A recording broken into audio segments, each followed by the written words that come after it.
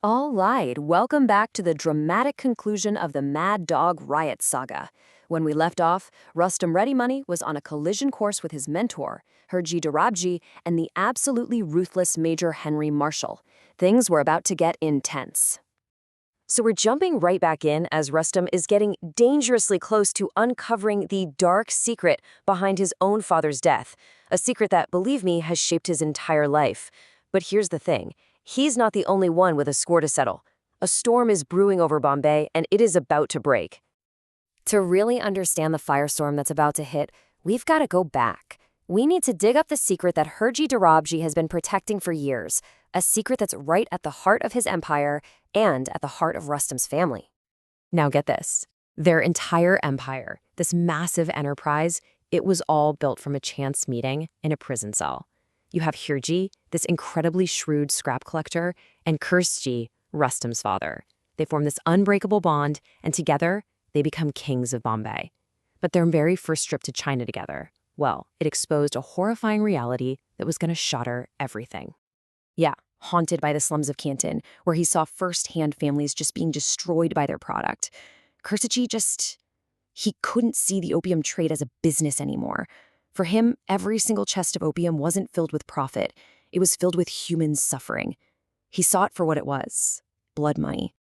And this, right here, this is the lie at the absolute center of our story. Hirji, totally desperate to protect the business and his family's name, he just made something up. The official story? A tragic accident at sea. The truth? Kursji died a martyr, shot down while trying to burn the whole system to the ground in a final, desperate act of protest.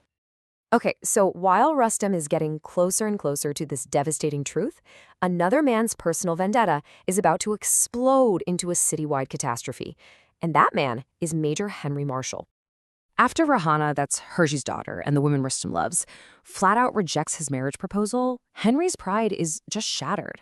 And to add insult to injury, Rahana's dog, Modi, actually bites him during the whole confrontation. This final humiliation, it pushes him right over the edge. His personal rejection just curdles into this vow of public revenge against both Rustam and Rahana. For Henry, this isn't about justice or duty anymore, not even close. It's about pure, unfiltered rage. His personal fury is looking for a public stage, and he starts putting together a plan that isn't just strategic, it's monstrously cruel. He's going to make the entire city pay for his bruised ego. His plan is, well, it's chillingly simple and diabolical. He knows the Parsi community, who are really the backbone of the whole trade.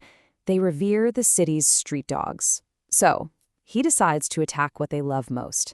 He'll provoke a riot, which gives him the perfect excuse to crush the community, reassert British power, and get rid of his personal rival, Rustam, once and for all. And with those chilling words, he gets the governor on board. The act is passed. The police are mobilized. Henry's horrific plan is officially in motion. And the people of Bombay have absolutely no idea what kind of horror is about to be unleashed on them. At dawn, Bombay awakens, but not to the usual sounds of a bustling port city. No, it wakes up to the sharp, terrifying crack of gunfire echoing through the streets. There are policemen on every corner, in every single alley, and they have one horrifying order: shoot every street dog on sight. The city that once lived alongside these animals has just become a hunting ground. The violence is just swift, brutal, and very, very public. Parsi temples become sites of slaughter. But for Henry, public terror isn't enough. He has to make it personal.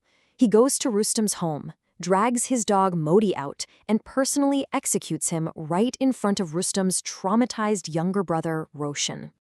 And that is the moment everything changes. For Rustam, Modi's death, seeing his city in agony, it's the final straw.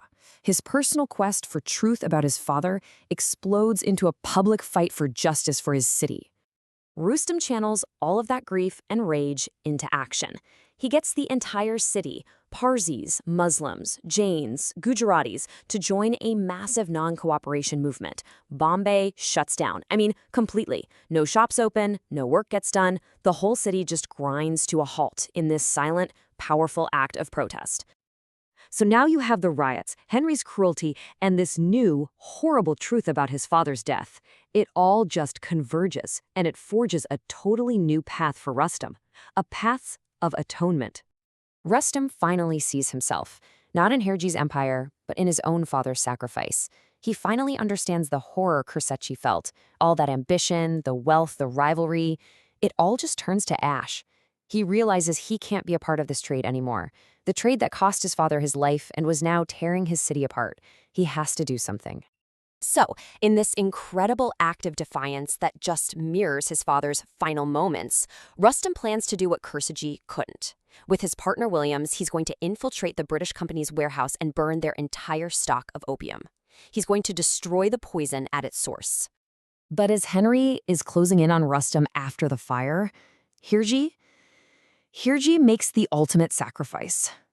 To save the son of the friend he betrayed so long ago, he walks right into the lion's den.